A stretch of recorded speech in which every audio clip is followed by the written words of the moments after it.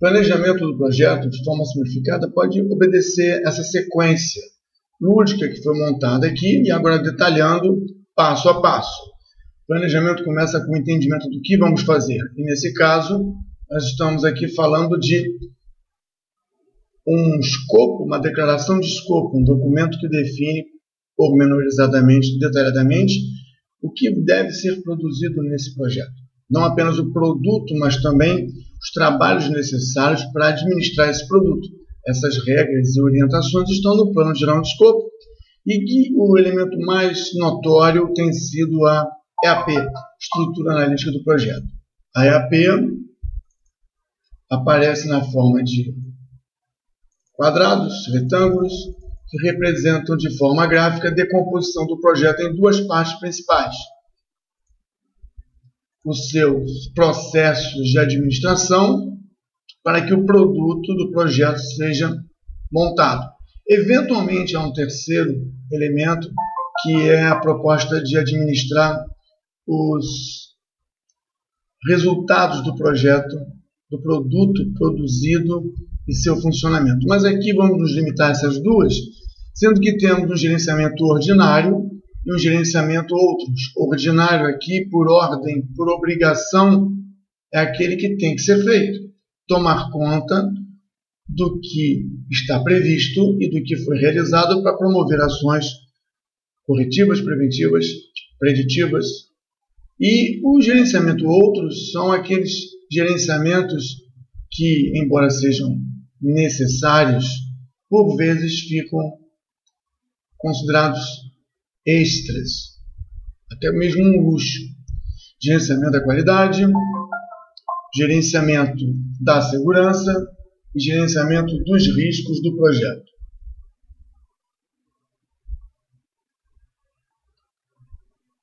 Entendendo então essa estrutura, podemos lembrar que o produto do projeto já é mais fácil de entender, que o produto dividido em partes construtivas, e essa estrutura pode ser alterada por uma visão de produção, por fluxo de processos, por hierarquia, por contratos. Mas aqui nós vamos trabalhar o entendimento que a EAP é a estrutura analítica do projeto, que decompõe o produto em partes menores e subpartes, se for o caso. Dentro dessa proposta da EAP, nós temos o dicionário da EAP. O dicionário da EAP é mais uma informação que a gente coloca, e aqui a gente pode dizer que, entendendo as partes, nós podemos, nas propriedades, sempre colocar o que é o dicionário da EAP. O que compõe? Descrição, características, requisitos de produção, requisitos de qualidade, requisitos de modelagem, requisitos de medição para fins de faturamento e assim por diante. Então, dessa maneira, a gente constrói, sempre via ferramenta e sempre definindo o que ver e o que deve ser apresentado através de modos ou layouts. Então, a parte de planejamento do escopo fica aqui facilmente entendida. Outra parte seria a parte do desenvolvimento da produção dessas partes do projeto. Então, nós temos aqui lista de atividades que produzem uma parte do projeto. Temos o sequenciamento produtivo dessas atividades, e quando a gente fala em sequenciamento produtivo, é o sequenciamento que deve ser orientado para a equipe de produção, observando que tem sequenciamentos obrigatórios e sequenciamentos arbitrários, mas isso é necessário. A rede de processamento tem que ficar fechada. Próxima etapa é definir a duração dessas atividades de produção. É claro que a duração das atividades está amarrada ao seu processo construtivo e outros meios e outras técnicas. A partir dessa condição de duração e prazo de execução, é possível lembrar que nós temos atributos das atividades. Os atributos são os elementos que dão mais informações para a equipe de planejamento, como, por exemplo, Que tipo de calendário a atividade está sujeita? Todos os dias? Dia sim, dia não? Somente à noite? Que tipo de atividade ela é? Se é por produção, se é por chaveamento, se é por duração fixa. Esses atributos são bastante conhecidos, mas também devem ser colocados na ferramenta. Eles são importantes para orientar o planejamento dinâmico da ferramenta. IRA são os recursos da atividade. Que recursos participam na produção das atividades que vão construir o produto? Temos recursos do tipo humano, temos recursos do tipo equipes, temos recursos do tipo perfil de trabalho e temos recursos do tipo time. Conjunto de recursos é uma equipe que trabalha compondo o trabalho, enquanto o time juntos produzem o trabalho. Esse conceito de alocação, recursos para atividade, é um conceito importante, inclusive a efetividade, a participação e os recursos cadastrados previamente, nesse caso, recursos reutilizáveis, recursos como equipamentos profissionais, eles têm características, vamos ver mais na frente. Outros recursos alocados são os materiais. E nos materiais de consumo, são aqueles materiais que ficam dentro do projeto, passam a ser ativos, eles também, mais à frente vamos comentar, possuem atributos. Como a atividade possui, atributos que vão orientar preço, disponibilidade. Os materiais, é claro, podem ser kits de materiais. Então, a alocação não é só do material, como também de kits que funcionam juntos, dando uma contribuição padronizada, uma contribuição mais complexa para o trabalho a ser desenvolvido. Temos também outro recurso, que é o recurso custo, verba. E as verbas podem ser fixas, podem ser por hora da atividade, podem ser por unidade produzida da atividade, como um atributo à atividade é o volume produzido. Então, os custos também são atributos das atividades e os custos são recursos para as atividades. Os custos podem estar dentro de centros de custos. Veremos isso mais à frente. Uma outra coisa importante é que as atividades e os recursos podem ter produtividades distintas. Então, o recurso, além da efetividade, da atuação, do calendário, como veremos mais na frente, pode também ter produtividades distintas para cada atividade. Outro atributo das atividades são, como já comentamos, o sequenciamento produzem ligações. E aqui as ligações devem ser modeladas de modo que nós venhamos a entender se a ligação define iniciar junto arbitrariamente, sequenciadamente por construção terminar iniciar ou terminar juntos arbitrariamente. Importante que algumas restrições não podem ser quebradas por nenhum motivo ou podem ser quebradas. E aqui, eventualmente, há um retardo entre uma e outra, ou por questão de produção de volume, ou por questão de definição de tempo.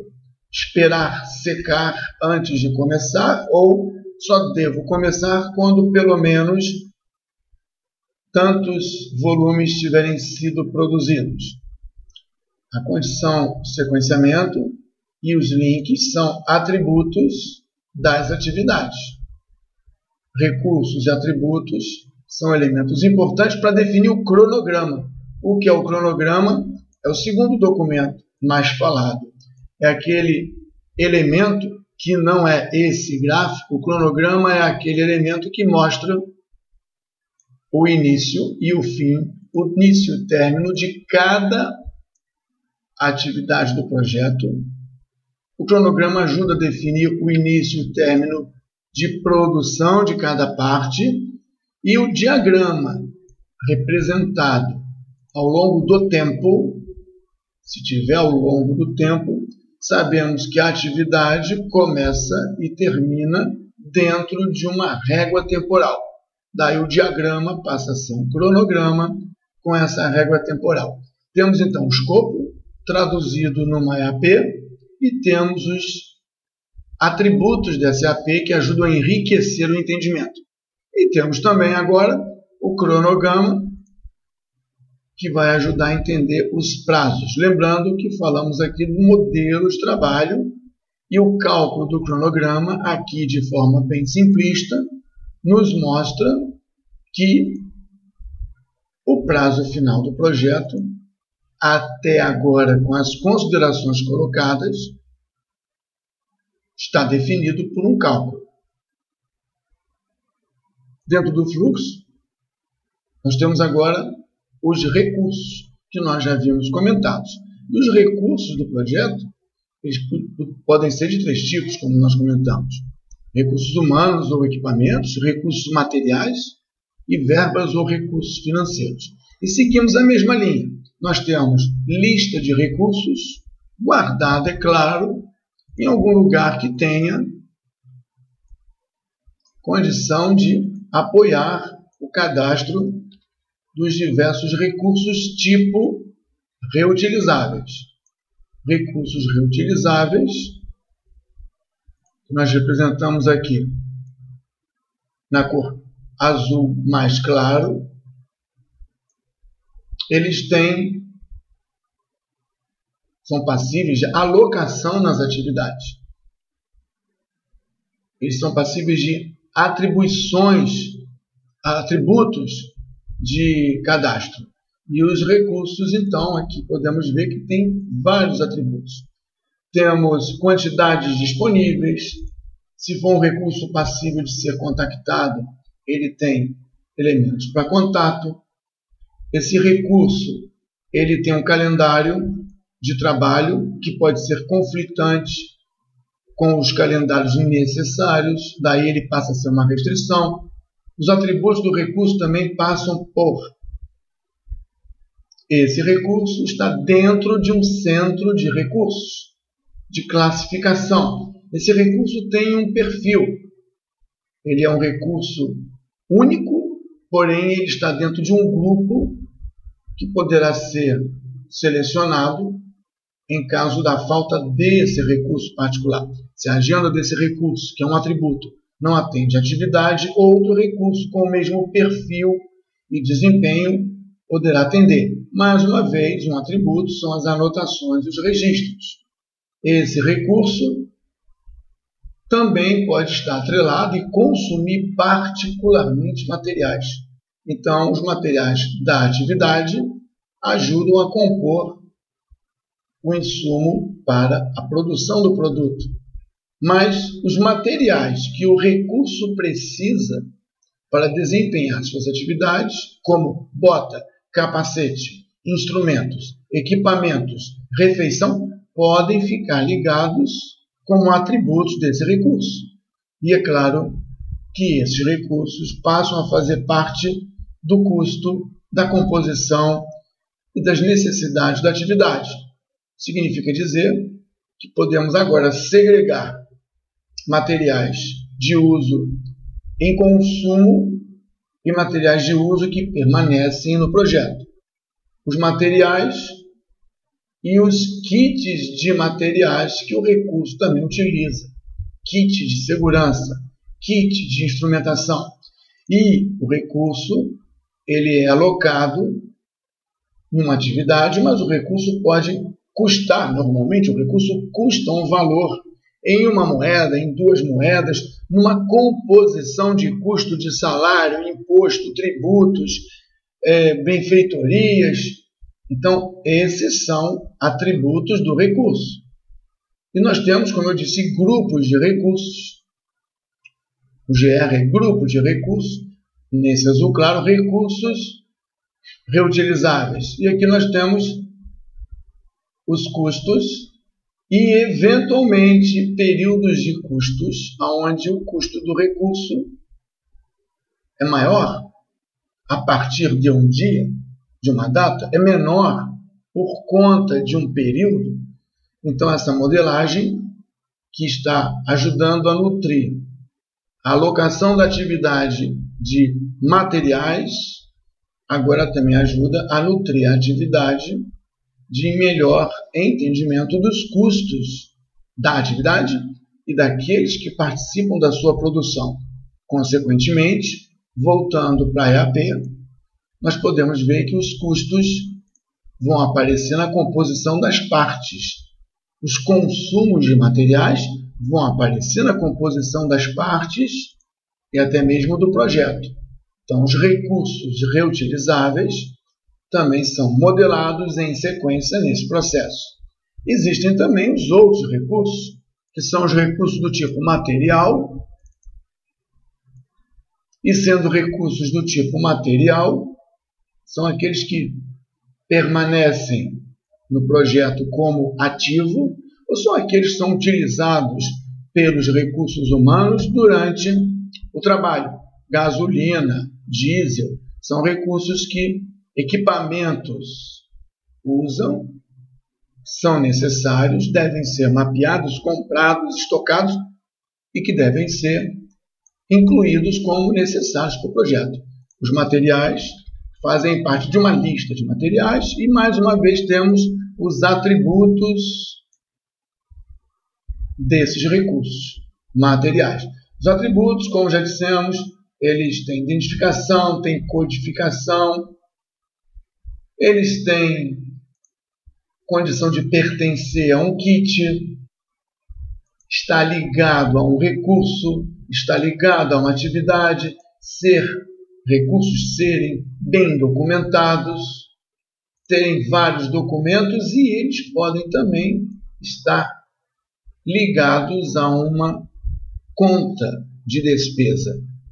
Se os recursos humanos e os equipamentos consomem verbas, recursos financeiros, encarecem a atividade. Se os materiais, que são recursos, também custam dinheiro, é claro que eles podem não custar. São doações, mas eles normalmente custam um valor para compra. Esse valor pode ser numa moeda, em duas moedas e podemos estar atrelado a centro de custos. E os materiais com custos podem ter composição de custo, valor de venda, frete, impostos federais, descontos. É claro que os cost periods aqui mostram também que tanto o recurso humano e equipamento como esse recurso podem sofrer variação de preço ou de valor ou de imposto durante a sua vida no projeto. Possível, então, e é necessário modelar isso para que tenhamos no processo de montagem a maior ou melhor detalhamento possível para chegar a um plano que contemple tudo que é necessário, preferencialmente aquilo que é mais importante. Mostrando aqui também que nós temos centros de materiais, onde os materiais são classificáveis e agrupados para outras análises, quer seja de fornecimento, quer seja de compra. De qualquer maneira, temos esses dois recursos e vão gerar um cronograma novo. Por quê? Porque os recursos que vão ser colocados aqui não vão mais ser elementos dispensáveis para o agendamento simplista, onde basta ter duração e sequenciamento. Agora temos que analisar se temos condições de, baseado nos limites de recursos, nesse caso recursos materiais, ou dos centros de materiais, ou dos kits completos disponíveis, se realmente esse cronograma será dessa forma, com essa data. Porque provavelmente, se não tivermos materiais em estoque, combustível em estoque, recursos humanos em estoque, não teremos condição de produzir as atividades nesse prazo. Falta de material adia ou interrompe a atividade. Falta de gente adia ou interrompe a atividade. O cronograma 2, então, já não é igual ao cronograma 1, levando em conta a realidade do mercado de projetos com recursos cada vez mais não só finitos como difíceis. Outro ponto da modelagem é colocar centros de custos, contas, os atributos das contas, para que nós possamos classificar isso, grupar essas contas ou não, e colocar elementos que seriam atributos e condições restritivas para esse custo. O que significa dizer isso? Significa dizer que nós temos a possibilidade de ter componentes de custo que podem ser agrupados em centros de custos para que a precificação do custo do projeto, da atividade, no caso, que levará a uma composição do custo das partes a um valor razoável. Então, nós temos aqui custo por apropriação direta, custo por contrato, custo por compra internacional, contas em dólar, contas em franco, contas em euro, contas na moeda nativa.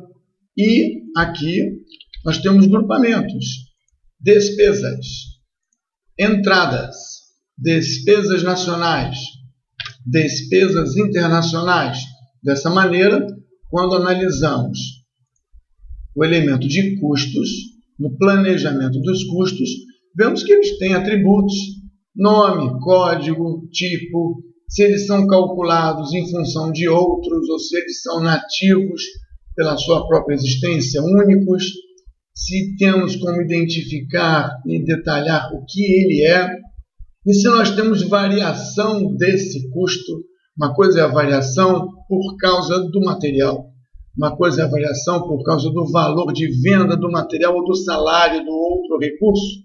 Nesse caso, podemos modelar a inflação de uma moeda.